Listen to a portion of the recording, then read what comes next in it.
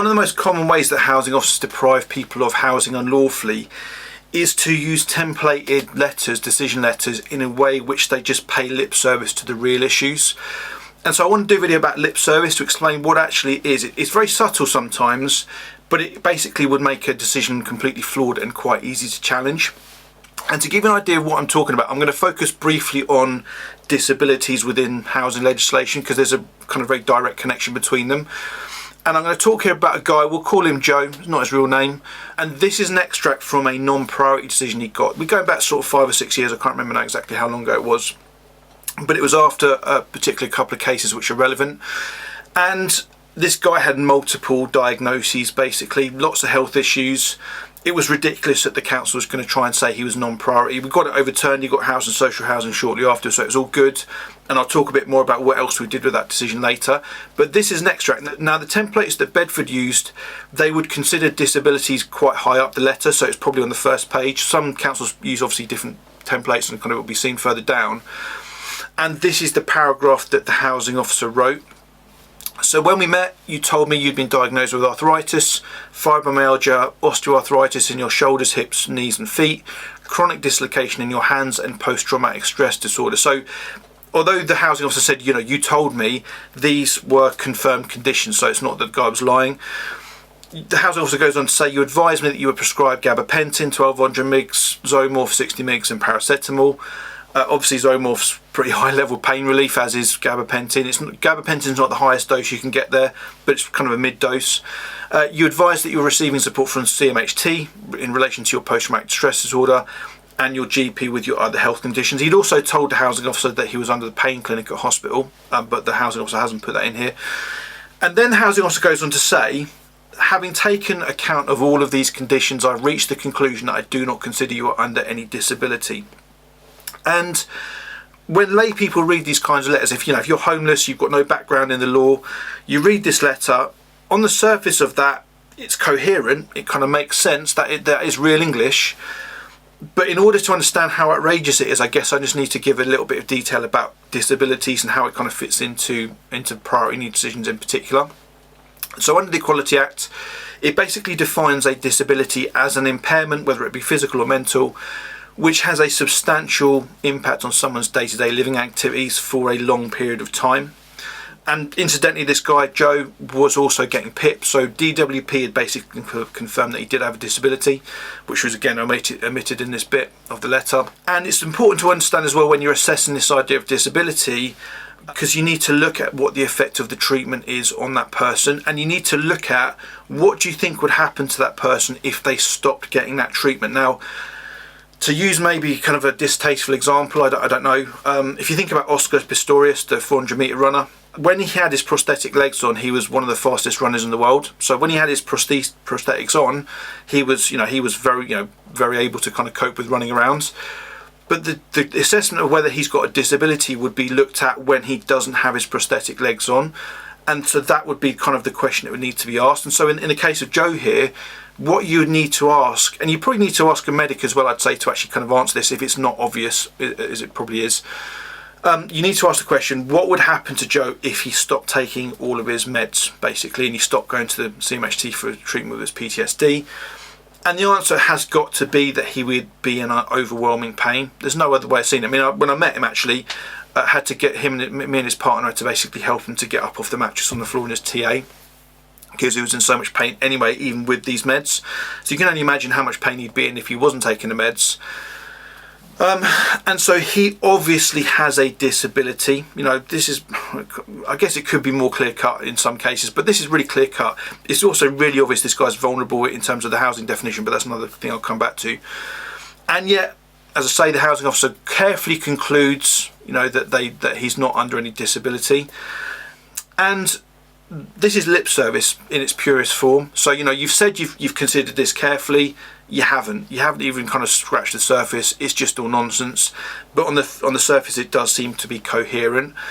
And to talk a little bit more about this, again, this kind of idea of lip service, if we go to a really kind of important case called HOTAC, which is 2015, it was really great, very welcome. It basically brought down the threshold of vulnerability significantly. But within that case, there was also this question of how does the Equality Act work in housing decisions. And effectively, the judges said that a housing officer would need to focus very sharply on, one, whether the applicant is under a disability or has another relevant protected characteristic. Secondly, the extent of such a disability. Thirdly, the likely effect of the disability when taken together with other features on the applicant if and when homeless. And fourthly, whether the applicant is as a result vulnerable. And what this really means in the real world is that most people with a disability would also be vulnerable under the housing law definition. It's not automatic. I've never worked with someone who has a disability who would not be considered vulnerable if they were correctly assessed under housing law. But what you then got with cases like this, and it's not just this case that does it, is that there are a number of homelessness consultants out there that basically do work for local authorities. They kind of support local authorities' work, and so there are many of these consultants around, one of which is a guy called Andy Gale. Now, I don't think Andy Gale's the worst. I don't know much about him, to be honest. But, you know, if you go onto Andy Gale's website, again, this is going back a few years, I don't know if he's still active, but he had maybe 150 or so template letters for local authorities to use, which illustrates how complicated this work is, because those templates were all kind of for every eventuality that could happen in the homeless application process. And so this is the section, one of the sections that is kind of repeated endlessly, but this is one of the sections of these templates that you see from Andy Gale. And again, he's not the only one who does it, there are others who do it. So it says, in italics, to meet the section 149 duty, which is the Equality Act, I have therefore undertaken a full assessment interview with you and focus on every possible aspect of any physical or mental impairment or other protected characteristic, and considered fully how it impacts on you and how it would impact on you if you were to remain homeless. Now, that's sound legally, as long as the housing officer actually does all of those things. They've considered every possible aspect. And then kind of in a couple of paragraphs down, it talks about, the reasons for my decision that you do not have a priority need. Essentially what it gets the housing officer to do is to list all the different health issues, and then say, I've considered the combined effect of all of your health and other problems or circumstances, and blah blah blah, you do not have a priority need.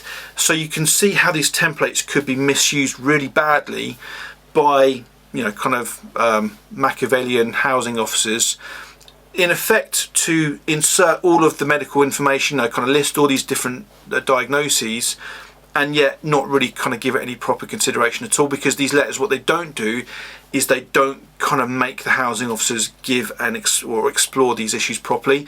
There are various things that these templates could have in there which would probably make it much more easy for housing officers to actually do this properly, and also easier for people to challenge it if it was wrong. So for example, it could draw on Panio v Waltham Forest, which is very clear in terms of what steps you need to look at to establish whether someone's in priority need.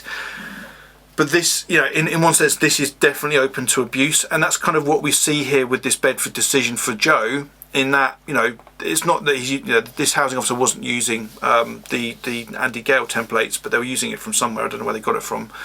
But you can see how, essentially what this template would have said was, here's the paragraph, this is where you insert all their conditions, and here is where you say that you've taken, you've carefully considered them and basically concluded they don't have a priority need. And this could apply to lots of things outside the world of disability. It could apply easily to intentional homeless decisions. Suitability of accommodation would be pretty common. So that's a good example of lip service. And it's, as I say, it can be quite subtle. So you do need to kind of carefully kind of look through letters. And often the template itself will be unlawful. So Bedford at the moment, or certainly up until a month ago, were using a template letter which basically got the housing officers to automatically break the law. Something I need to pull up with them at some point. We've already raised it individually. But yeah, so you need to understand, when housing officers are doing or writing these letters, they probably don't even understand what it is they're actually compiling. They're just using these templates, paint by numbers, put this information in here, say they're non-priority there, and hopefully most people won't come back and challenge it. And so it makes it very easy for housing officers to act dishonestly without probably realising they're being dishonest. I would consider this letter here that was signed by the housing officer to be a thoroughly dishonest letter, because they haven't in any way taken account of all of these conditions, even though they said they have. That's a lie. In my book, that's a lie. And that then had a direct impact onto that negative decision, which fortunately we got overturned. Coming back to this decision, just to kind of explain what else you can do. I mean, in my opinion, if you want to get your council to follow the law, you get individuals housed, you get the council to follow the law in individual cases, but you then use the information you've gained from that, what you've learned from those challenges, to then inform kind of systemic changes. So in this case, I took these 2 paragraphs and I quoted them to the Housing Committee in Bedford Borough Council, and as a result of that, the entire housing team were put on training with Doughty Street Chambers, which I can't think of a better organisation to do training on homelessness and Equality Act issues. They are the leaders in understanding what the law actually says about all this stuff. But yeah, well worth challenging basically. So lip service is just that idea that, you know, a housing officer said they've done something in a letter, or verbally I guess, but they haven't actually really done it at all. They've just said they've done it. In one sense, if you'd actually sharply focus on someone's disabilities, you wouldn't need to say that you'd focus sharply on the disabilities. It would be evident from the letter you'd written that you actually had done that, and you know, you kind of explain what the reasons for it was. So those templates, in one sense, they're there to try and shore up these decisions if they ever get to court. But in reality, most cases don't ever get to court, and as a result of that, thousands, tens of thousands of people in England are deprived of housing assistance every year unlawfully. So although it kind of looks subtle on paper, I would say it's a really serious issue. And as I say, I do think it's an issue which undermines the credibility of housing officers as a profession if they're using these template letters in that way, which they often do. So yeah, if you're a housing officer and for some reason watching this video, you need to own the letters you sign. If you sign a letter, you are owning every single word in it, and therefore you need to make sure you've not accidentally left in a paragraph that said you've done something which you actually haven't done at all.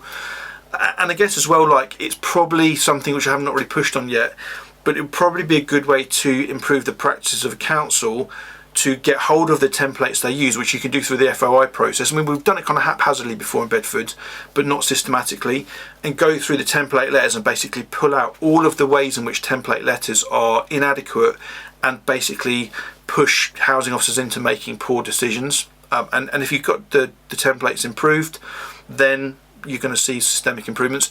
I think we did try it in Bedford before, and FOI'd it, and they actually never provided the templates. They basically said, oh, we're changing the templates, and I know Shannon chased it a few times and never got back, and you know, we're all busy, so we kind of lose track of some of these strands.